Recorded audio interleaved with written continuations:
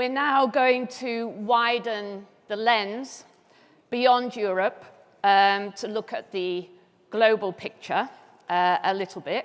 The title of the session is Financial Markets in a Changing World, a Global Viewpoint. And I'm delighted to welcome our two keynote speakers, and we'll have a nice conversation, I'm sure. Welcome Mohamed El-Erian, who is the President of Queen's College at the University of Cambridge and Chief Economic Advisor for Allianz, the corporate parent of PIMCO.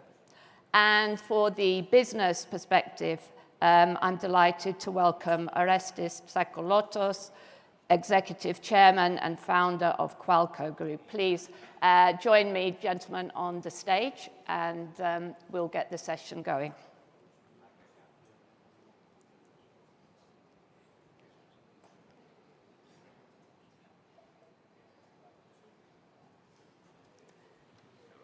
Hello. Yeah, if you maybe sit here.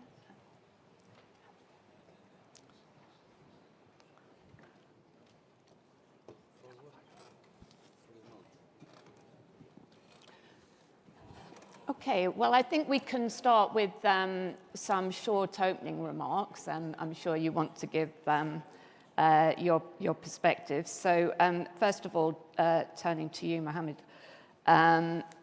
for those of us in the forecasting business and for investors and their advisors, we obviously need to try and get things right in terms of our forecast, our growth forecast, but at this moment, particularly our inflation forecast and our assumptions about monetary policy over the coming period. So maybe you could just give us some initial thoughts about where things stand now and how you see where is inflation heading this year and next, and how are central banks going to be managing monetary policy in the coming months? Sure, and let me just say it's a great pleasure to be here, and it's wonderful to catch up with friends and colleagues, including two friends that I worked with at the IMF on the prior panel. I say that because I'm going to pick up where they left and make 6 points about the operating environment that faces us all. And what I'm going to do is widen the aperture of the analysis. Because if the aperture is narrowed on Greece and to a certain extent on the Eurozone, I would sleep well. But once you widen it and ask what operating global environment is facing us, it makes for a less nice night of sleep. It's the old thing, you cannot be a good house in a bad neighborhood. You have to care about the neighborhood. And if you look at the neighborhood, there are 6 things you need to take away. Number one, we are in the midst of a fundamental secular regime change. Klaus Wiglin spoke about higher interest rates, we spoke about higher inflation, food insecurity, energy insecurity. Basically, we have moved from a world where demand was insufficient to a world in which supply is insufficient. And the main driver now of the secular outlook is the supply side. And that comes on top of other secular challenges, climate change, migration, you know the list. The second point I would like to make is the drivers of this change were in place before the Ukraine war. We would be having a discussion on this even if this brutal war had not broken out. But what the war has done is massively amplified the issues. And it has changed the distribution of potential outcomes for the global economy. So here's the distribution of potential outcome. The most likely is stagflation, a period of low growth and high inflation. The right tail, the good tail, is that we go back to high growth and low inflation. And the bad tail is a recession. And what the war has done is it has virtually eliminated the right tail, made it very thin. It has significantly increased the risk of recession for the global economy. It's not still the baseline, it's a risk. And it has maintained the stagflationary baseline. The third issue is that this regime change has caught people by surprise. Policymakers were still operating in a world of sufficient aggregate demand when they were actually facing insufficient aggregate supply. I'll give you a very simple example that I think captures all this. The Federal Reserve. In March of this year, when the United States printed a 7% inflation, the Federal Reserve was still putting liquidity into the system. It hadn't touched interest rates, but it's also still putting liquidity. So the policymakers and central banks in particular got caught offside. Companies got caught offside. Suddenly, it's not enough to talk about efficiency. You have to talk about resilience. So when you have an operating model that is targeted as just in time, you tend to forget the just in case. And what we've seen is companies scrambling to respond to the supply side shock. And third, financial markets. Frothy markets used to massive, predictable injections from central banks, totally distorted. There is no safe asset anymore. Correlations broken down, and somehow they have to respond. Which leads to the next issue is, can you solve this? In theory, you can solve this. You can solve this through the sort of domestic policies we heard about in the prior session. Central banks making sure inflationary expectations do not get out of control. Governments focusing their fiscal effort on the most vulnerable segments of the population. Much more pro-productivity, pro-reforms measures, and much greater emphasis on financial stability in the non-bank sector. It's not the banking sector that's the problem. And then there's an international element. A lot of these issues are collective action problems. If you like game theory, this game has to be solved cooperatively. Are we there? No, we're not there on the domestic side, and we are certainly not there on the global side. On the global side, we're trying to solve a cooperative game uncooperatively. So what is the result? Recession concerns, inequality concerns, global fragmentation concerns, and unsettling market instability. And then my final point is, what's next? Adapting a phrase that came from the US Central Bank, they said you need skill and you need luck. I would add you need time, skill, and luck. And the time element is important because we've already lost a lot of time. For you, for everybody, is the reality that we are going to be operating in a world that's subject to many more outcomes. This notion of unusual uncertainty. It's not just uncertainty, it's unusual uncertainty. And if you want a basic question that you have to ask yourself is, are you confident that you have the three attributes that you need in a world of unusual uncertainty? That is resilience, the ability to bounce back from a mistake. You don't want to make a mistake, but you're likely to make a mistake. Most mistakes are recoverable if you have resilience. Second, optionality, the mindset that is open enough to think differently. And third, agility, the ability to move quickly when you have clarity. Without the resilience, optionality, and agility, this may be a much more difficult operating environment than it should be.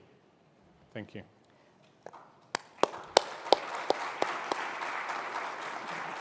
Thank you. Thank you very much. That's a very useful frame, I think, for the discussion. So before we get into some of these issues in more detail, Mr. Tsakalotos, how are you finding it and your company?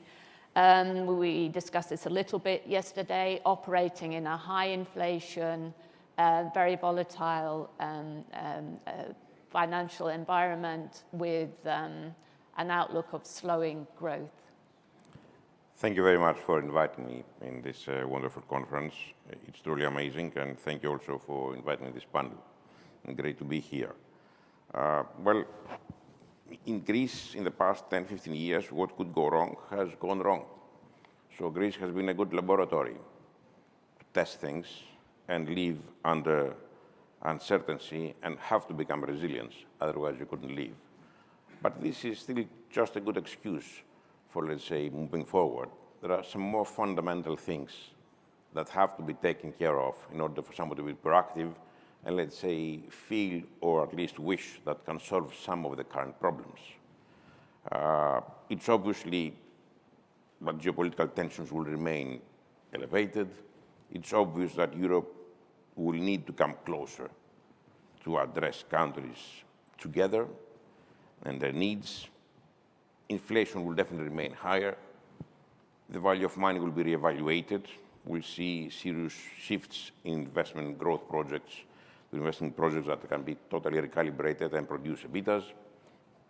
But Greece can take advantage of this changing landscape in many senses, and in some senses, let's say, dare to show the way forward because of this transformational work that has to be done over the past few years. And I'll stay a little bit more on the transformation word of your logos here. How we're going to take advantage of this technological new kind of boom. How we wish to move from an immense brain drain to brain gain. We can see that by people shifting from the northern countries of Europe to come to work in Greece, not only Greece repatriating. So although money will not be as cheap as it used to be, but in a way, the companies operating in this country and in south of Europe have been trained to do so. So seeing now the potential solution of this concept is, as we live, let's say, in an era full of volatility and unusual uncertainty, as Mr. El-Erian said, we need to lay some new foundations for some kind of new stability. Key for prosperity and development, words that have a different meaning now. The word prosperity and development have a different meaning in these days. Nobody dares to even say them. In those uncertain and volatile times, is to feed economies with large-scale, technology-based transformational projects. We need to lay foundations for some big transformational projects. In the past history of Europe and the world, these transformational projects sometimes took generations and were never completed. That, of course, focus on improving the life and add high value to the economy. Transformational projects that affect large numbers of people and lots of communities. This is probably the way to fight volatility, to fight unusual uncertainty, to fight risk in the economies. Major role in this concept is played by high-quality institutional capital, by long money. We need, though, to compress time. The time element is truly crucial, as you just said. And the time now has very sharp limits, a start and an end, an inception of a transformational project and an execution and operation of a transformational project. These two ends lie far apart from the recent past. What's the way forward? In order to minimize time between inception, execution, and operation of those transformational projects, there are four pillars that have to be now seen from now on in a very, very unified approach. One is information technology, but based on fundamental science, a fully scientific approach. Second is financial technology, the fintech known to us. Third is operations and execution capacity. Fourth is institutional capital. These are four elements, pillars, or even different walls diverse and far apart. We rarely see them together. We rarely see them operating under one hood. Usually, even the experience and working capital and highly scientific capital, mental capital, involved in these four specific pillars don't even talk to each other. Imagine an investment banker and an institutional capital, let's say, partner, talking to a software developer, talking to a mathematician. This, in the whole world, is not functioning. And I believe the way forward is to bring together those four pillars in establishing large-scale transformational projects in a seamlessly integrated way. So, focusing on attracting and partnering technologies, execution capacity, operations with institutional capital is the way forward for laying foundations for transformational projects. Greece has some good examples. Europe has some good examples on that sense, but it's probably a concrete and tested proposition that helps economies transform, grow in these thoroughly uncertain times, and improves liquidity also in the market. This is a little bit visionary, maybe inspirational, maybe requires more creativity, but it's a way forward.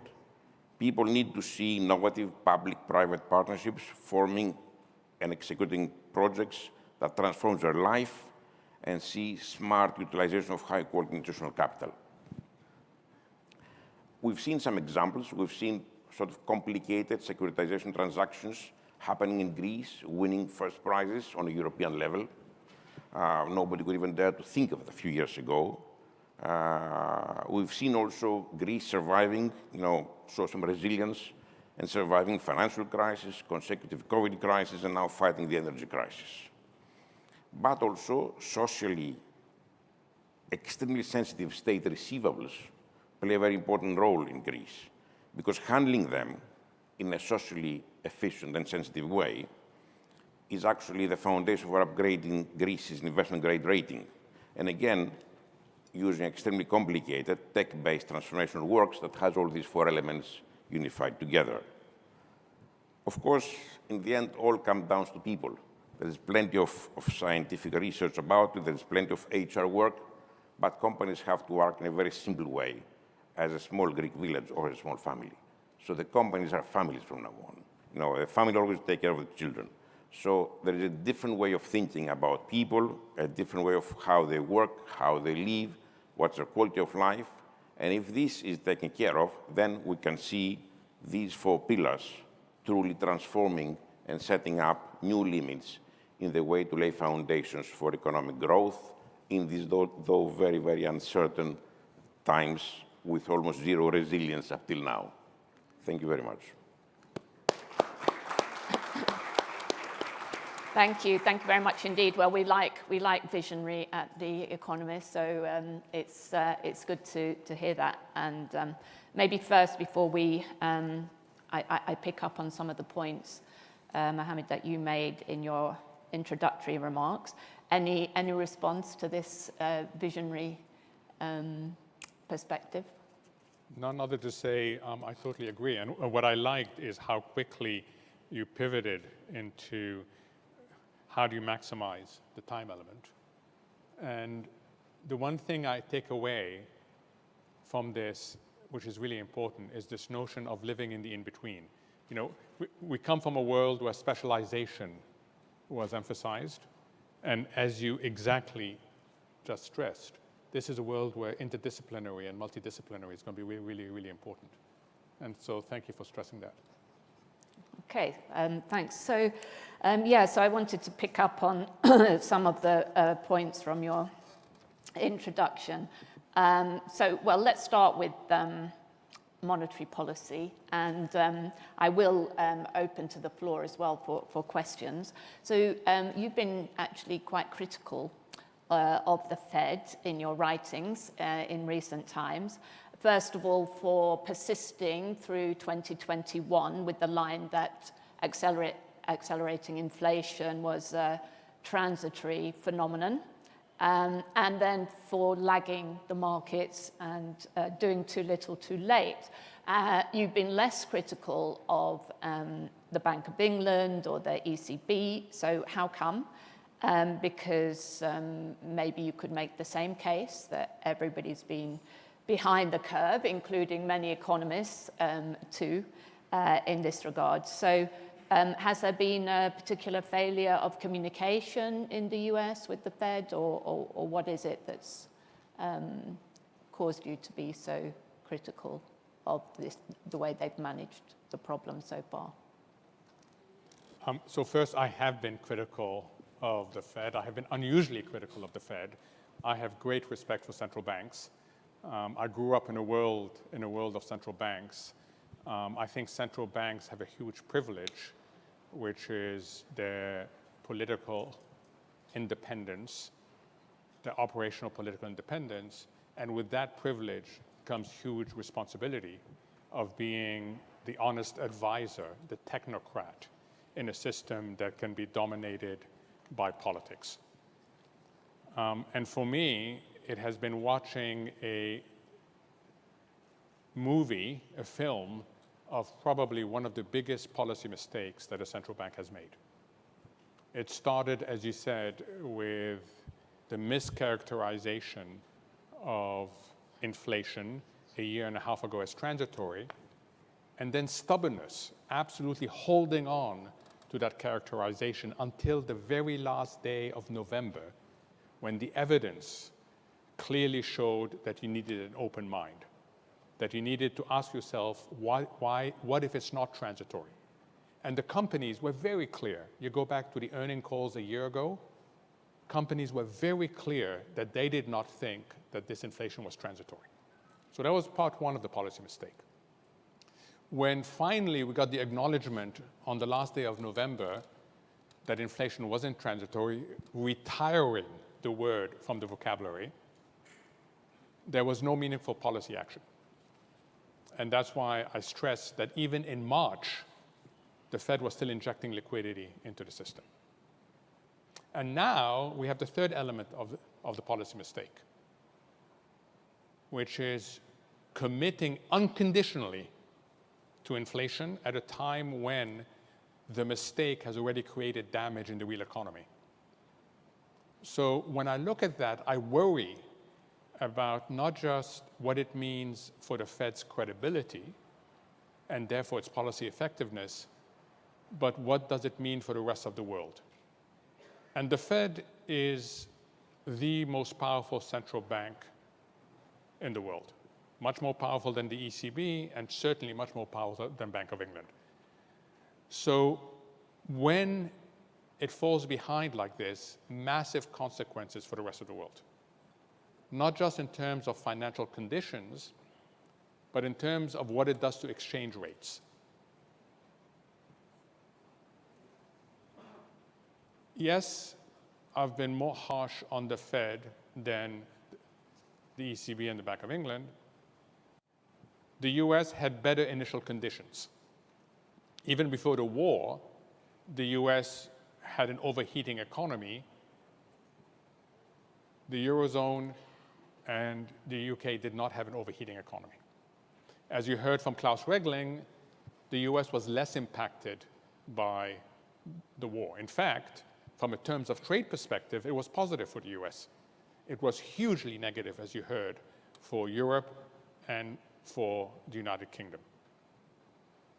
So they had initial conditions that should have pushed them to react first. They didn't. The Bank of England reacted first. And then they were in a better position to act, and they didn't, which has massive consequences.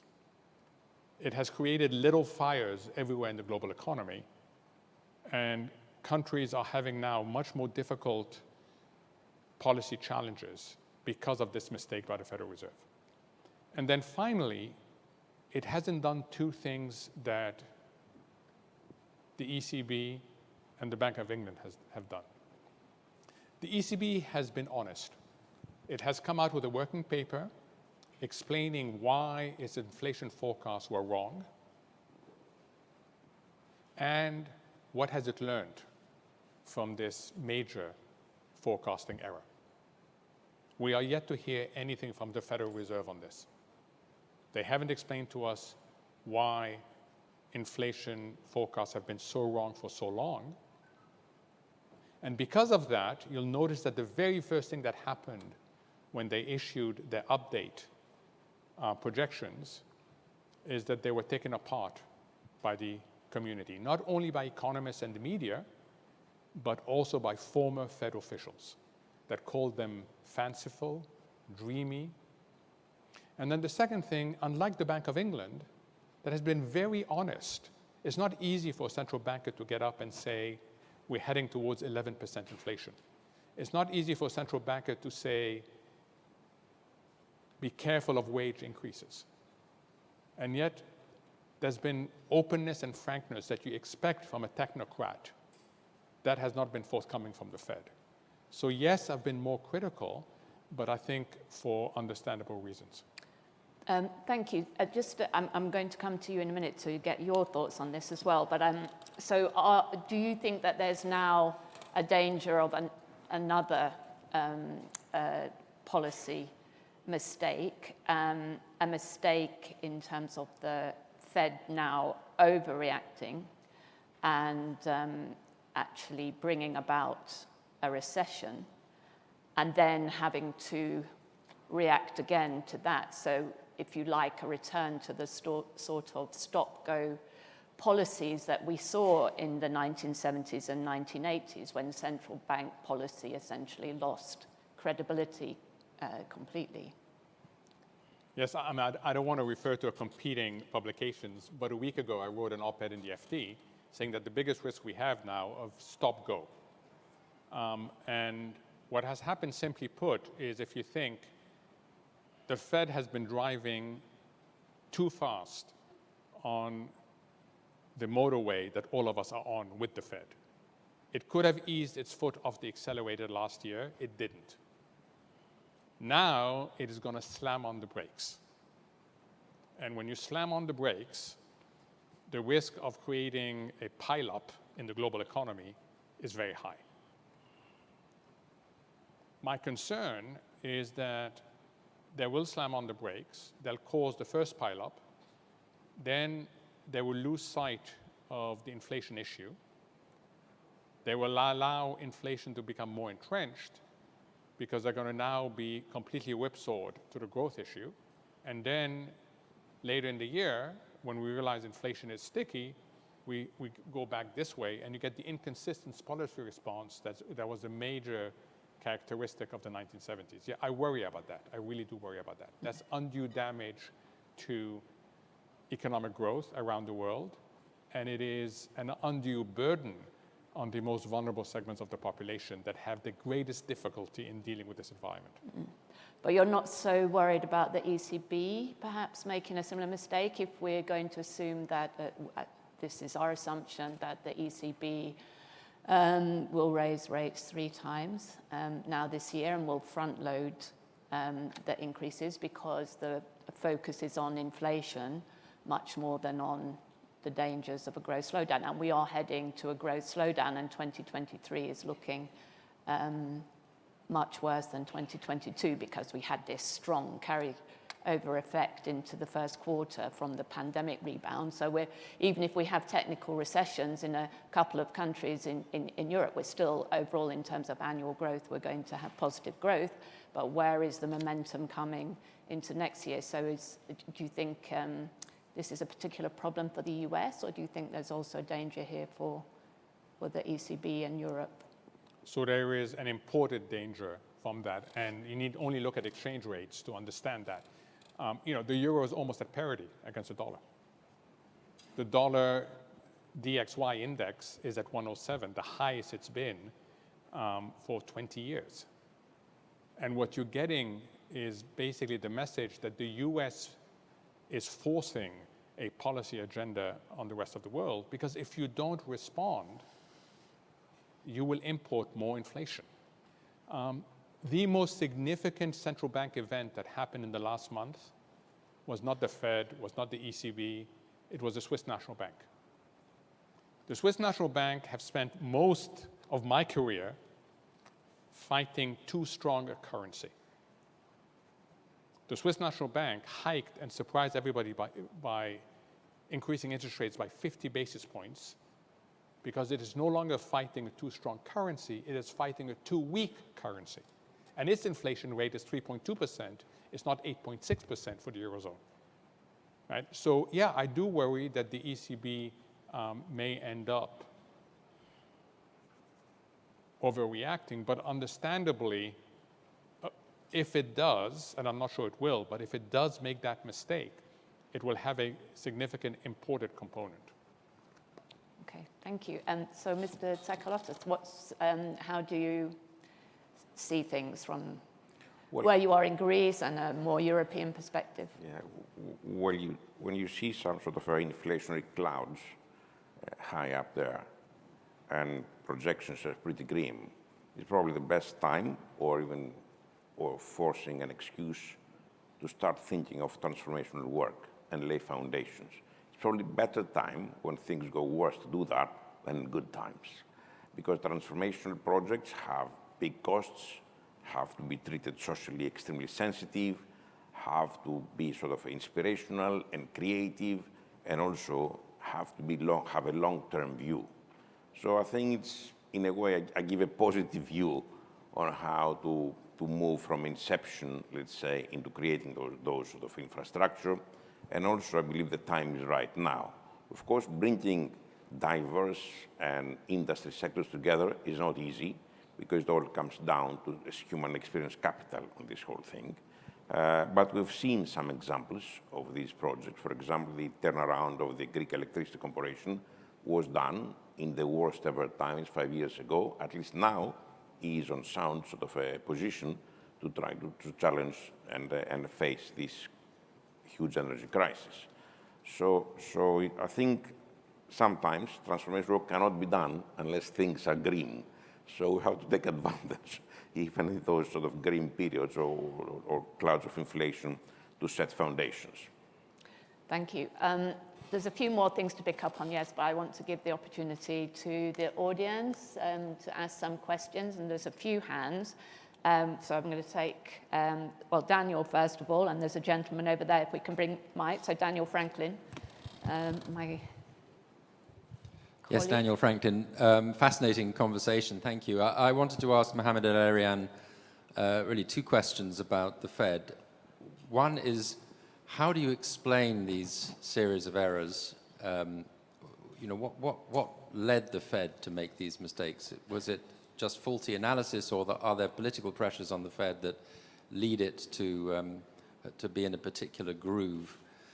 And secondly, if you were driving this vehicle that you described, what would you be doing with your brake pedal right now? How would you be calibrating it? Thank you, Daniel. Maybe we can take the second question and give you a bit more time to think about the response. And yeah, if you can just introduce yourself and... I'm Theodore Palagidis, the Deputy Governor of the Bank of Greece. Question to Mohamed El-Erian. Thank you for this great speech, Mohamed, if I may. Well, fiscal and monetary authorities have injected, I hope you agree, markets with a lot of money. Only Fed's balance sheet is currently around $9 trillion. Don't you think that when we talk about mainly kind of supply-side inflation, meaning that inflation is transitory to a great extent, that we downplay the role of demand in inflation, especially in the context of such a tight labor market, especially in the US, as highlighted by other colleagues like Larry Summers and Olivier Blanchard and Jason Furman, etc. And the second one, do you agree that either way, supply or demand-driven inflation, monetary authorities have to, at least to an extent, destroy demand in order to fight inflation, or there is another way for soft landing? Thank you. Thank you very much. So if I may, I'm going to link these two excellent questions, doing it in reverse, because I want to start with the inflation and then come back to you, Daniel. And here I'm just going to pick up on Mr. Mylonas, my friend from the IMF. I, like him, lived through the 70s. When you have a supply-side shock, initially it is transitory. But you have to keep a very close eye on how agents react to the shock. Do agents treat it as transitory, or do agents start assuming that it will have a lasting effect? And that's why, as early as March, I was saying, keep an open mind. It could be transitory, and as early as the beginning of the summer, we started getting evidence it will not be transitory. And what you get, as mentioned in the previous, is the second and third round effects that we are now seeing playing out. You know, if I believe, I'm not a central bank, I, the person in the street, believe it's transitory, I will not change my behavior. But if I start wondering, is it not transitory, the following happens. I, as a company leader, will start trying to pass on the cost increase into higher prices. And I will not be caught behind, especially when demand is strong. So I will try to take advantage of that. I, as a wage earner, will start worrying about my purchasing power. And if we're not careful, I will go in and see you and ask not only to be compensated for past inflation, but to be compensated for future inflation. When these two things get together and start happening, and we started seeing that happening at the end of last year, and certainly are seeing it now, the strikes, everything else you're starting to see, these are the sorts of things that entrench inflation in the system. And as a result, they cause a much bigger damage to demand than you would have otherwise. And the damage from demand comes from, first, the effect of price increases. And if you are a lower income household today, you have almost no choice but to pay the higher energy prices and the higher food prices, and you have no money left for other things. And people are starting to destroy their own demand, and now central banks will destroy demand on top of that. So we are going to have more demand destruction than would have otherwise been the case. Which takes me to Daniel's question. Why did the Fed make such a big mistake in forecasting? Let me give you the 4 reasons that I put out there, and let me tell you how. One is their models. The models are macro-based. They don't capture well structural changes. And we are going through, as I said, a fundamental change in the paradigm. And one problem is that you got a complete disconnect between the beige book, which is something that's published every quarter, which is bottom-up information that was already signaling warning signs in the summer, and the top-down macro frameworks that were focused on the old view of employment, the old view of the Phillips curve, et cetera. So one is simply the models were not adapted for transition change. The second is behavioral. Once you get stuck to and you get committed to a certain narrative, it is very difficult to say, I was wrong. You get captured by the narrative itself. And the Fed went too far initially in calling it transitory, and it was cognitively captured, looking for confirmation that it was transitory. The third element is captured by the markets. If it's not transitory, it implies a different monetary policy. And central bankers had in their mind what happened during the taper tantrum, and had in their mind what happened in 2018, the fourth quarter, when the market said, you know what, I don't want you to change your monetary. And they were afraid that financial market instability would undermine economic growth. And then the fourth region that was put forward is political. That somehow the Fed was more political than usual. It was the renomination stage of the chair. I put most of my weight on the first 3. Massive modeling problems, cognitive capture, market capture. And that is why we've had that mistake.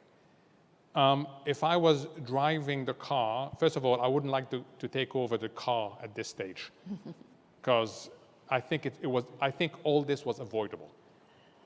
That's the tragedy. When we look back, this was all avoidable. What would I do?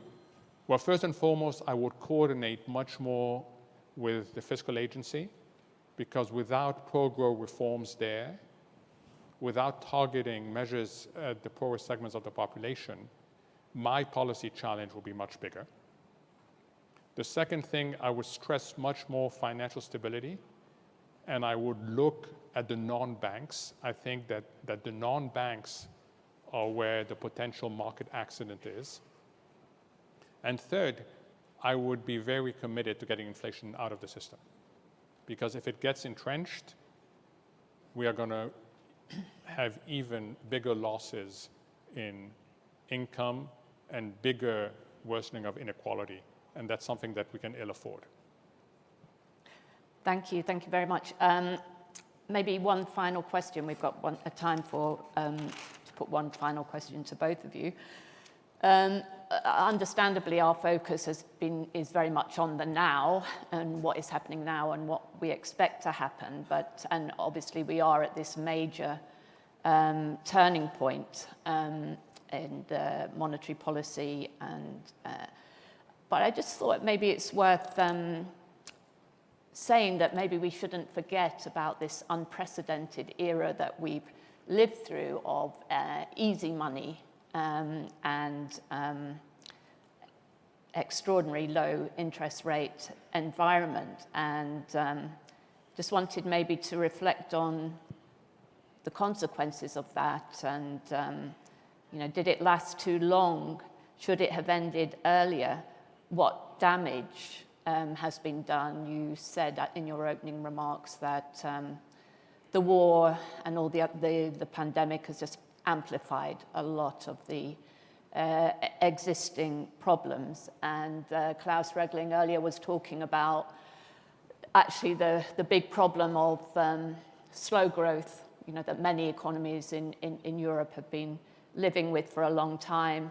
We have highly zombified economies. Zombification is a big issue in the UK, but also in other countries in Europe. We have highly indebted companies that survived both on state handouts and easy money for a long time that are not competitive. And so in this new environment, there's a big risk there for corporates. Now, Greece, as many people have said, seems to be leaner and fitter, having gone through this very bracing crisis for a long time, and is now maybe an outlier in this respect and more resilient. So just wanted to ask both of you to reflect on that. Do you think that we've had a lot of positive discussion about Greece? Do you think it's warranted? Stands a very good chance. It all depends in how the politicians and the economists of Greece would utilize that difficult times and place some foundations for the near future. And some difficult sort of questions have to be answered and some difficult decisions have to be taken. But it's fairly clear what the answers should be and what measures should be taken.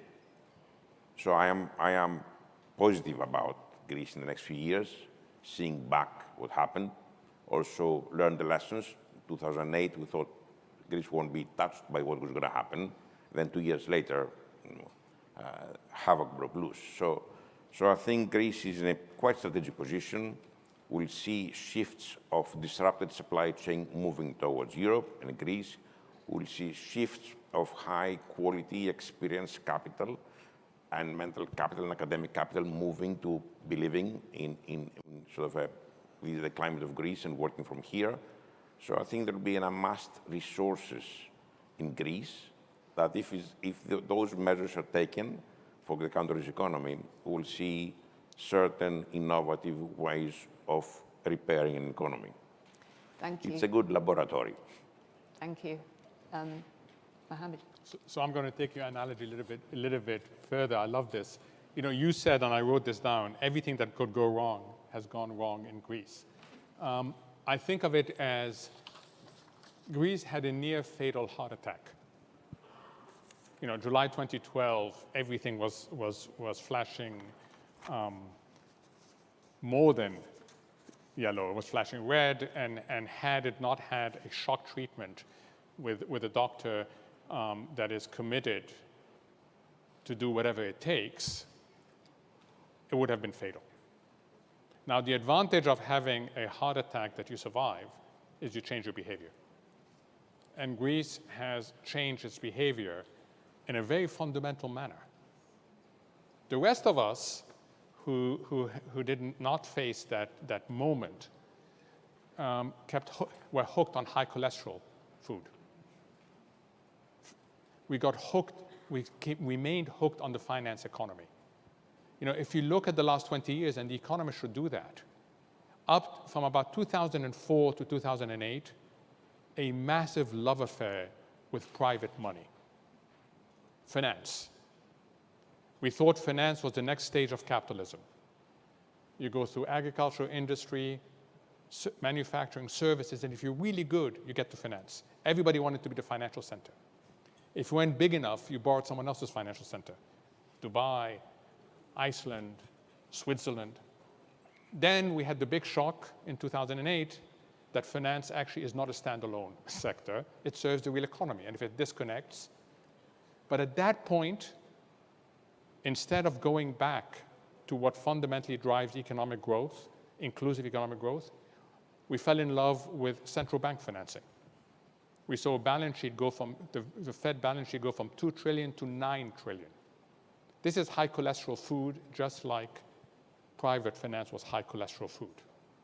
And now we're having to adjust to a different diet. Did the high cholesterol food last too long? Absolutely lasted too long. And you said why. The zombification of the real economy, the misallocation of resources. It lasted way too long, and all of us, and I'm the first to say, find it very difficult to say no to food that has ample supply, tastes really good, and deep inside we know that's not consistent with good heart diet. Well, thank you very much. Fascinating conversation. Thank you very much indeed. That's the end of the session. Please join me in thanking our two guests.